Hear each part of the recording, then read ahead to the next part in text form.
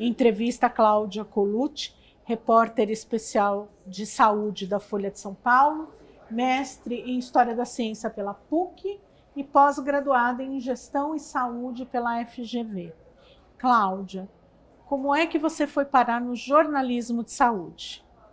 Olha, Paty, eu brinco que eu já comecei no jornalismo de saúde tão logo eu ingressei na faculdade de jornalismo, porque na época eu comecei a trabalhar numa rádio no primeiro ano de faculdade, em 86, e fui ser plantonista do SUS. Então eu ia, aliás, fui ser plantonista da fila do INAMPS, que naquela época nem existia SUS ainda, né? O SUS só foi criado em 88.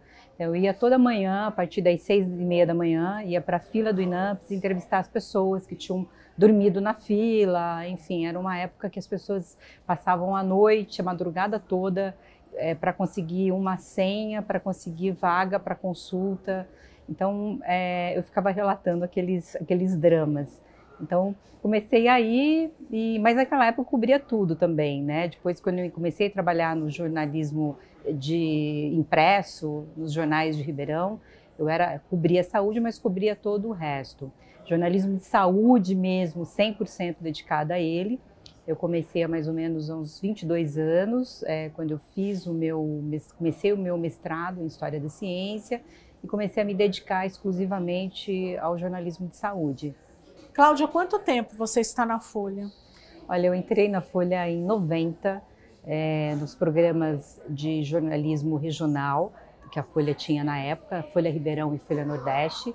Aí lá eu fui repórter geral, depois fui editora assistente, editora, saí em 96, fiquei um ano fora da Folha e voltei em 97 e estou desde 97 na Folha aqui em São Paulo. Nós temos momentos diferentes da imprensa, né? Antigamente não tinha redes sociais, hoje tem, isso é uma grande diferença. Isso mudou a forma das pessoas agirem e também pensarem. Você acha que esse fator interferiu no jornalismo de saúde, na sua opinião, e de que forma? Eu acho que sim, eu acho que nos últimos anos o jornalismo de saúde passou a ser mais valorizado, né? Eu lembro na época que eu comecei a fazer saúde na Folha, 22 anos mais ou menos, e saúde era mais ou menos um tema destinado aos domingos. Nós tínhamos uma página aqui aos domingos e durante a semana era uma guerra, porque existia notícia de saúde quando o dia estava fraco, eles chamavam. Então, assim, porque a gente disputava espaço com polícia, com a administração municipal, né? Entrava tudo em cotidiano, então o cotidiano sempre tinha temas mais urgentes do que se considerava na época saúde. Aí, com o tempo, quando a gente conseguiu ter uma editoria de saúde, começamos a ter mais espaço para isso e aí sim eu acho que começou a ser valorizado. Não só na Folha, mas em outros veículos também. Você acha que o jornalismo de saúde é valorizado?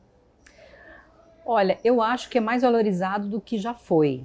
Ainda acho que ainda precisa avançar mais, porque a gente não vê a mesma valorização, por exemplo, para o jornalismo de política, para o jornalismo econômico.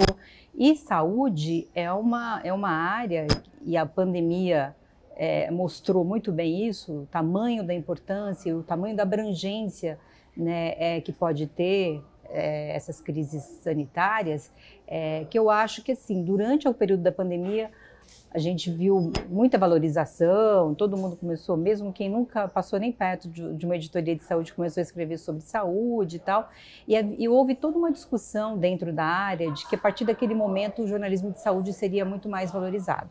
O que eu percebo é que, com o passar do tempo, as coisas se acomodaram de novo e a gente, de uma forma geral, eu acho que voltou mais ou menos o que era antes, né? A gente, aqui na Folha, a gente conseguiu, né, manter e até crescer a editoria de saúde, aglutinando outras coisas e saindo fora da editoria de cidades, no caso cotidiano, e acho que isso é super importante para a gente garantir um espaço só de saúde diariamente, mas eu não vejo esse mesmo movimento em outros veículos. Qual cobertura marcante para você, Cláudia, na saúde? Olha, várias. Eu acho que as epidemias são as que mais marcam, né? Eu acho que uma delas foi a de Zika, né? Percorreu o Nordeste contando as histórias daquelas crianças que nasciam com anencefalia. Foi muito marcante assim, para mim e ver o quanto a falta de prevenção, a falta, né, de cuidado, de pensar a saúde como uma coisa sistêmica tem impacto.